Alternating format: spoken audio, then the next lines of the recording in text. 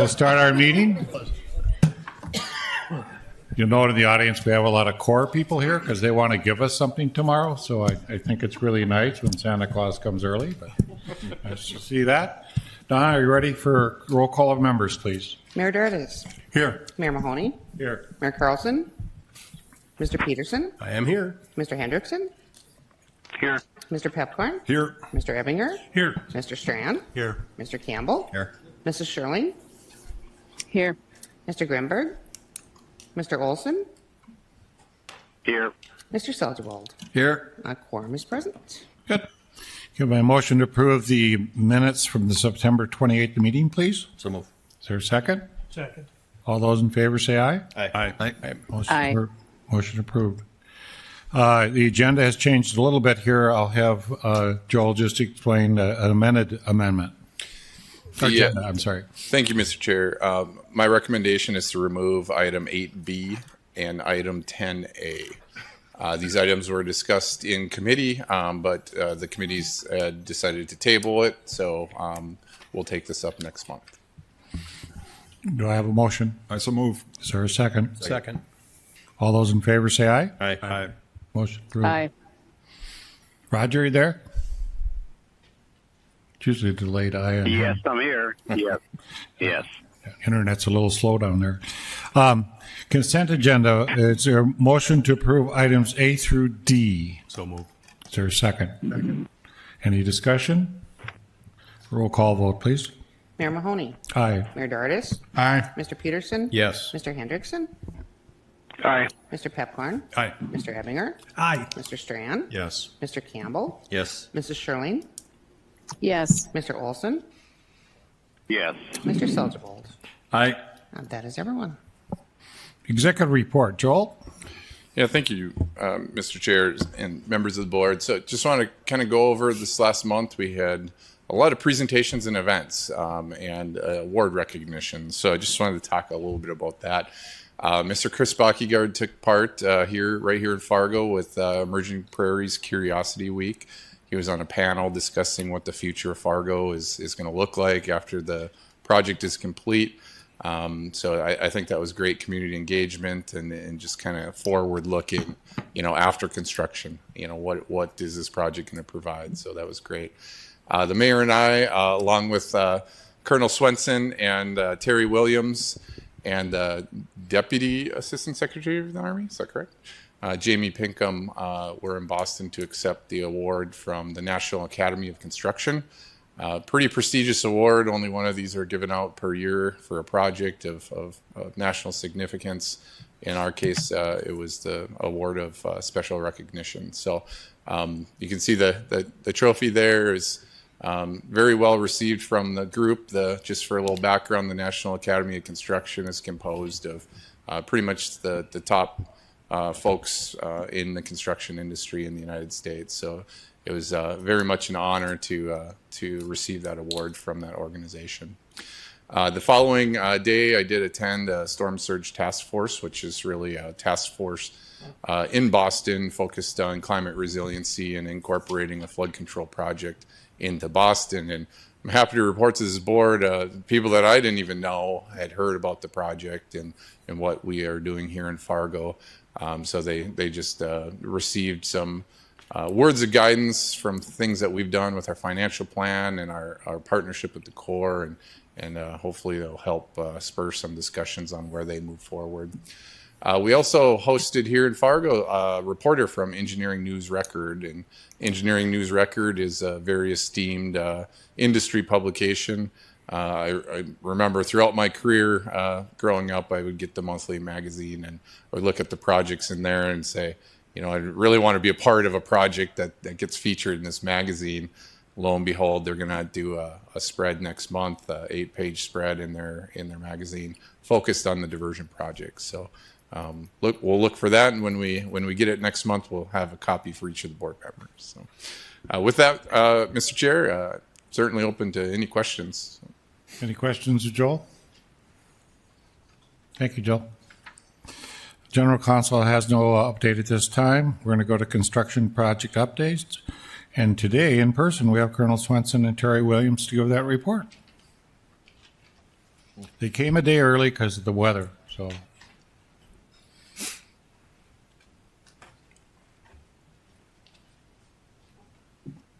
Mr. Chair, mayors, leaders of Fargo, thank you for the opportunity to come here and present. We didn't come here because of the weather. We came here to celebrate tomorrow what will be the first substantial completion and ribbon cutting for the diversion inlet structure, a project that's been a long time in the planning, a long time in design and construction, and I'm just happy that there's grass in the ground and the project has really come into fruition, and really is a symbol of the union between the federal construction portion and the southern embankment and the tie-in to the diversion inlet channel, which we had the ribbon cutting for last year. Also, I just wanted to comment on the National Academy of Construction. You know, this project has received numerous accolades, but I think what we'll see tomorrow during this ceremony is really the award, right? The award is that we've got concrete in the ground. We have a wonderful project to celebrate, and it's really for everyone in this room and everyone in this community to celebrate the fact that one day soon, you know, we can put our shovels down and our sandbags away, and we can live behind this protection that the citizens of Fargo and Moorhead have needed and wanted for a long, long time. I'd be remiss if I didn't say that we've also had a number of other accomplishments and successes over this past year. We are closing out on Drayton Dam, that mitigation project. We've got I-29, which is rapidly coming to a close. The wild rice structure is about 95% complete, and we are full speed ahead, pedal to the metal on getting 4 more contracts out in FY24.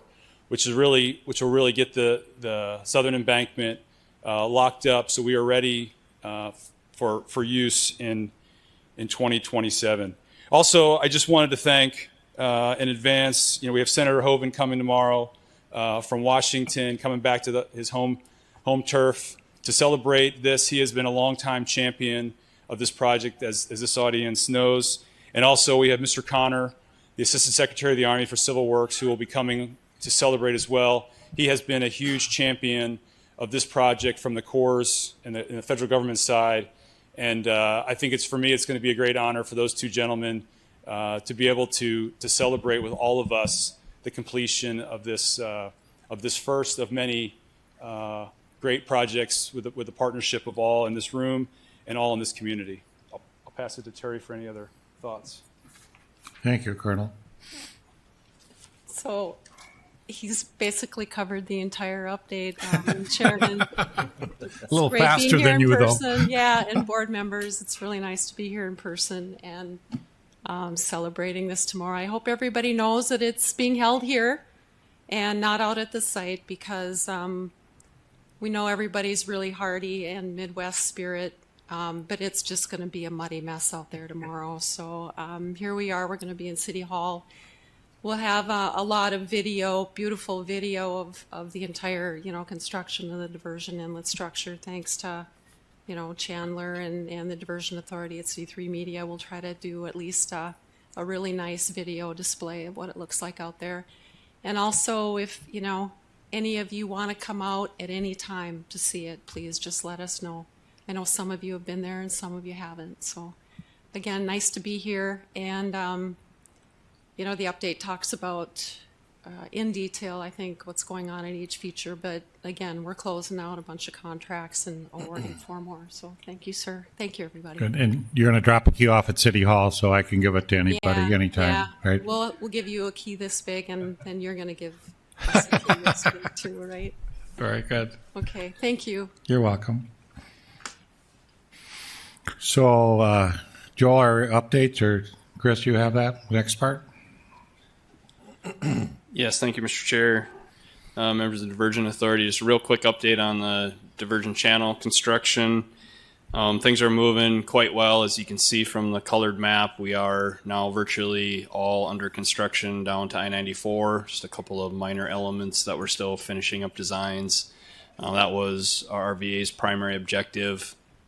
They will be starting on the levee in Reach 8 any day. I'm guessing the rain today probably has held that off a little bit. And then we are just finalizing the Reach 9 plans. So that also will be constructed and excavated. Those just extend just south of 94 a little ways. So on schedule and doing well there. Kind of in that 30 to 60 day outlook, and some of these end up being weather dependent now as normal in our area, but they're looking at a couple more drain inlets, again, Reach 9, and then a few bridges that are also looking at getting started this winter with some of their settlement work and maybe some initial foundation work. One thing to note on the diversion outlet, they are planning any day here to start boulder placement for the rock arch rapid at the outlet structure. They've got most of the riprap in place and the excavation done. They've not removed the plug from the river yet. That will come once they get all the boulders in place. They also have the I-29 bypass.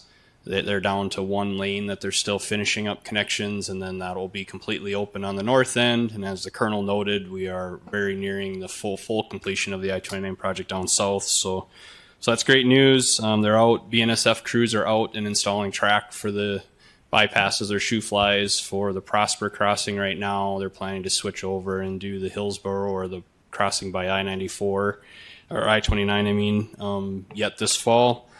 And then we're up over 14 million total cubic yards, and I think you'll hear in Tom's update that we set another record in excavation with this last month as far as moving earth as well. So on the design side, just a couple of quick notes there. We're up to 110 approved designs. 59 of those are utilities, 51 are project elements. That puts us at a little past half done with the design effort on the channel. So we're making great progress there as well. Continuing to work. We still have about 50 to 60 reviews that are in process at any given time that our team's working through with the RVA team as well. So I think that's the quick construction update. Any questions on that? And I can step through the safety and then we can get into the drone video. Any question on construction? Safety would be next, please. Yeah, not a lot to report this month, which is great news when you're talking safety. We did have one incident on the channel work that was both recordable and involved a motor vehicle. Pretty minor incident, all things considered. A piece of equipment tipped over trying to let somebody pass on a road, and had some minor cuts and scrapes, but nothing significant. So that was the only recordable event this month. Otherwise, everything else has been progressing on the safety side very well. If there's any questions on that, I can answer those as well, or try to. John Strand, you'd be happy. The construction associate that gave the award, the number one item they had on their agenda was safety. They talked about safety of the workers and safety on construction site, and oftentimes gave awards to contractors that had the best safety record. And we heard a little bit at that meeting about firms that taken that up as an issue and are really working very hard to make sure they do not have any losses on the big construction projects. So it's nice to have us have a good report as well. And I'd like to thank you all for embedding this into our ongoing processes going forward. It's such an important value to aspire to and to always uphold and to remind everybody of. So thank you sincerely for that. No problem. Thank you. That's all I had, Mayor, and I think the drone video's next. Very good. We're seeing less green, but thankfully no snow across the numerous FM area diversion project sites this month. I'm Tom Fuchs, the Metro Flood Diversion Authority's Senior Construction Manager, with your latest construction update. We will start on the north end of the comprehensive project, where ASN Constructors has completed the bulk of the excavation on the diversion outlet. This is where water will return to the Red River at a metered rate west of Georgetown, Minnesota. With most excavation complete, crews started placing bedding and riprap, as well as preparing to place a series of 22 boulder weirs, which will help control the water's flow rate. Southwest of the outlet, ASN Constructors completed roadway realignments where County Road 32 will cross the stormwater diversion channel. They've also finished the structural excavation for the new bridge abutments and piers and began driving piles to support those elements. Work will shift to pouring the abutments and piers in the near future at this site, the first of 19 road and railroad bridges included in the P3 portions of the comprehensive project to commence foundation work. Continuing south brings us to the BNSF Prosper Subdivision rail line, where crews from BNSF are now installing track at the shoe-fly embankments previously constructed by ASN.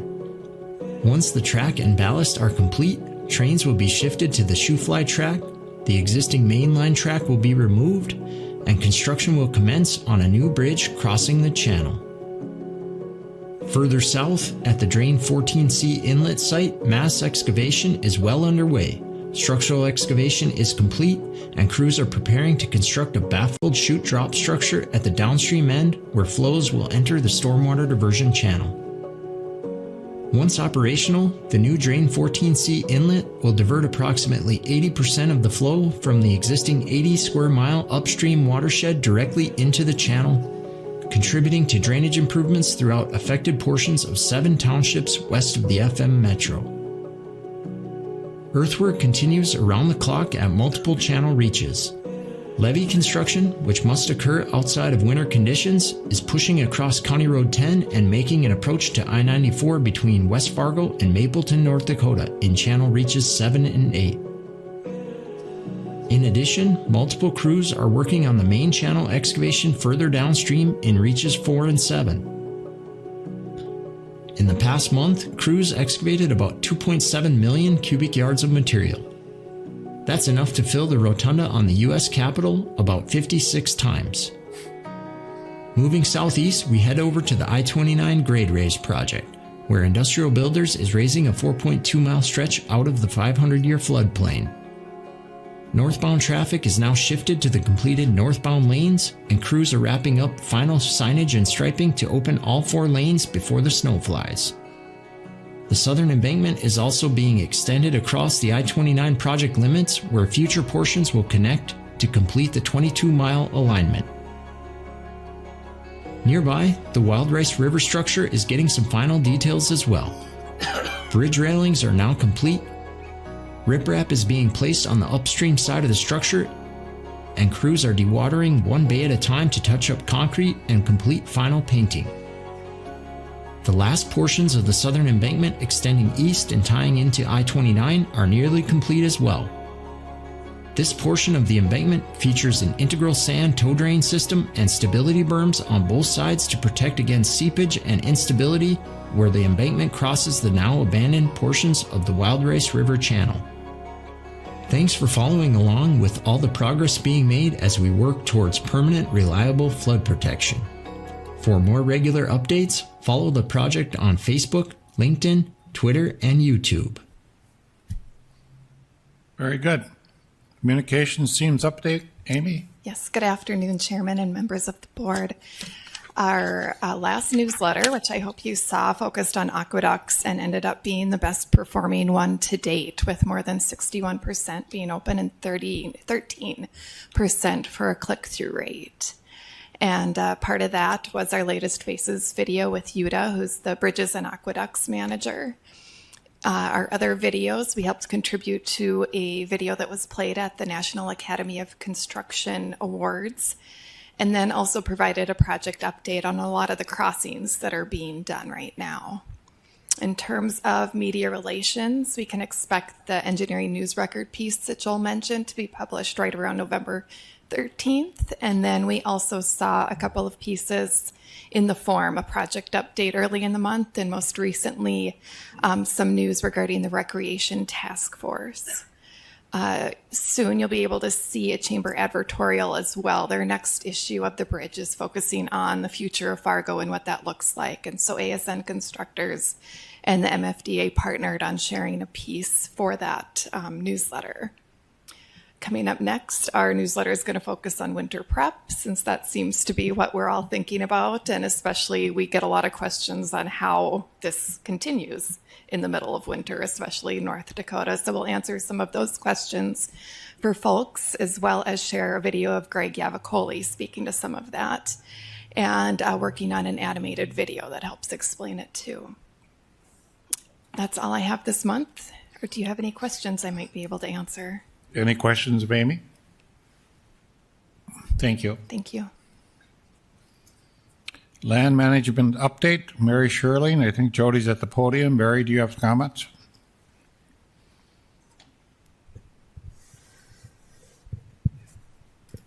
No, Jody, go ahead and let them know how busy you've been. Okay. Thank you, Commissioner Sherling and members of the board. In your packet and on the screen before you can just see a generalized update from last month. Again, just a reminder, everything that is highlighted in green, that's positive. That's the color we want it to turn. Well, focus just for a moment on the left-hand side. You can see the channel portion of it. Again, everything within the channel has been acquired. We're moving through the closing process on those. We have several significant closings occurring tomorrow. Most of the remaining are closing on November 17th, and I do believe we have one scheduled for December. And then all the acquisitions in the channel will have been completed. Moving over to the right-hand side of the screen, you can see that there's quite a bit of green over in that area. That means we've either acquired that property in fee or we've successfully acquired the necessary flowage easement on that. Those that are highlighted blue means we're still in negotiations. Those that are in the orange color means we have entered into eminent domain. Kind of in the center of that screen, just north of Oxbow, you're going to see the color purple. That means that we did start the quick take eminent domain process. We're going to continue with the quick take eminent domain process on those particular parcels.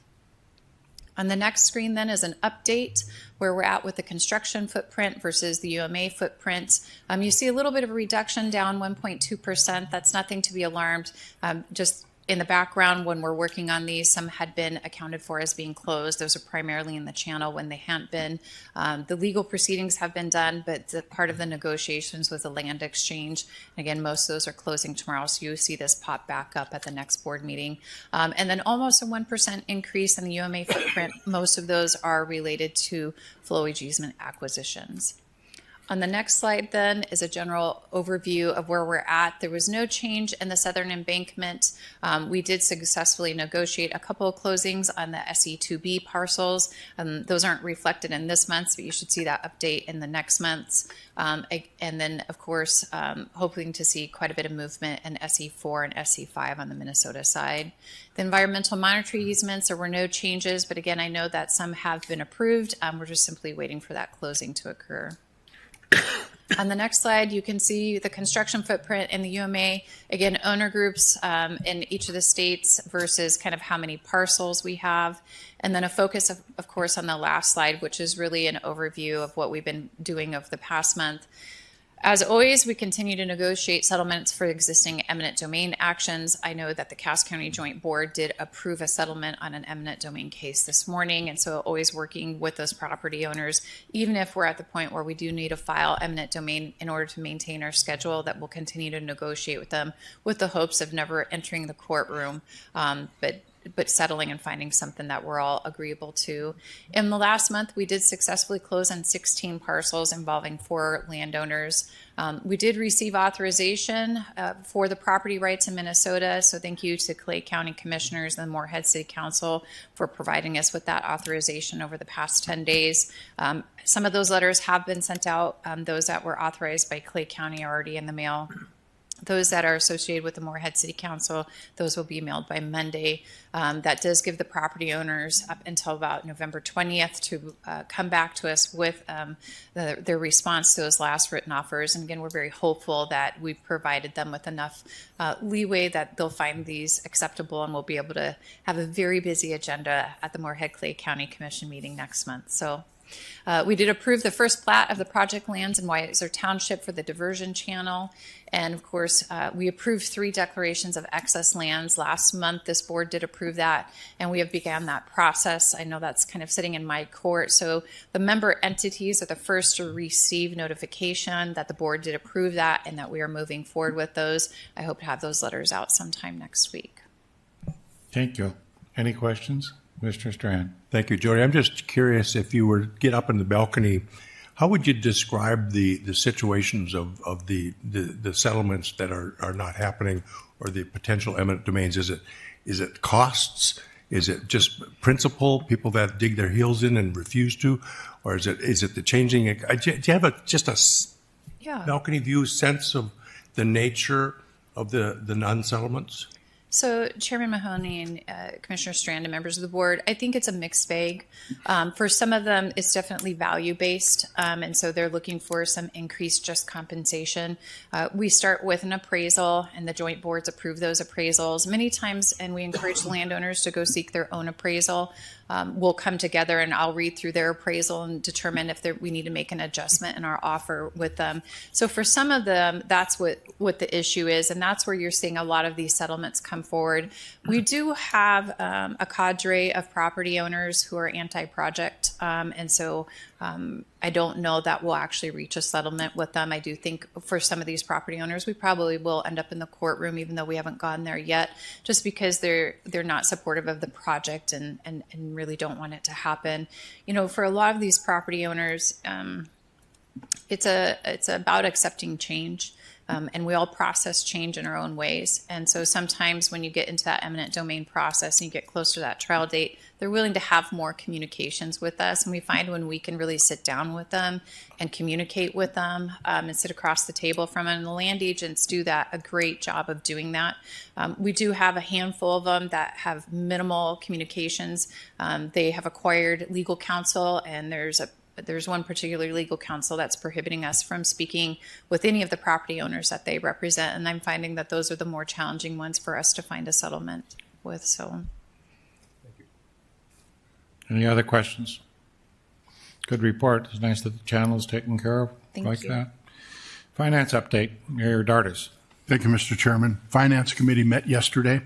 There were 688,626 bills that were presented and we acted on. And also on the finance report, our net cash position is $218,921,233. We also approved 2 contracting actions, one for $250,000 and one for $1,275,000. Also, and I'm assuming that either Mr. Paulson or Mr. Barthol will talk about, we were also presented with version number 2 of our cash budget for 2024. We would note that there was a reduction in that to $214,173,943. But obviously that's still fluid with whether or not some elements, projects, whatever, are completed in 2023. So that we'll have to wait until we see 2023. We do anticipate that we will have a final version of our draft 2024 budget at our December meeting. But that's my report. If there's any questions, I'd be happy to try to address them. Any questions of Mayor Dardis? Just big numbers, Bernie, these 200 and some million, you know. Yes, sir. I would encourage also in your packet where the 2024 budget is presented, at the very bottom of that page also shows thus far in 2023 the revenues that we've collected with regard to sales tax. There's been questions about that. And at the very bottom of that sheet, Mr. Barthol and his team did a nice job, and they outline, you know, how much sales tax from Cass County, how much sales tax from the city of Fargo, and the like. Commissioner Strand. Commissioner Dardis, I'm just curious, remind me, we had a couple interim loans with Wells Fargo Bank, if I recall. Are those all settled and paid off? Or? Yes. They are? Okay. Yeah, they are, yes. Any other business? Any other questions? Item 11, we are going to go into a closed executive session pursuant to North Dakota 4404191 for a attorney consultative regarding negotiation parameters for the amendment to the project agreement for the stormwater diversion channel and associated infrastructure. John, this follows the rules of executive session, right? Can I have a motion? Peterson, motion. Moved and seconded? Very good. All those in favor say aye. Aye. Aye. Aye. Any against say no. Motion carried. We will go in executive session up to the river room, and we would then come back to adjourn when that is done. Thank you. Say aye. Aye. We're adjourned. Thank you. Thank you.